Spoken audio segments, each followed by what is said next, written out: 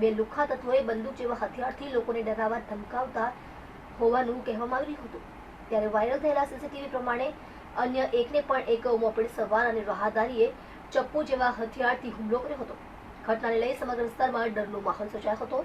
સમગ્ર હુમલાની ઘટના સીસીટીવી કેમેરામાં કેદ થઈ જોવા મળી હતી। સીસીટીવી લિંબાયતના શાંતિનગરના હોવાનું કહેવામાં આવી રહ્યું છે।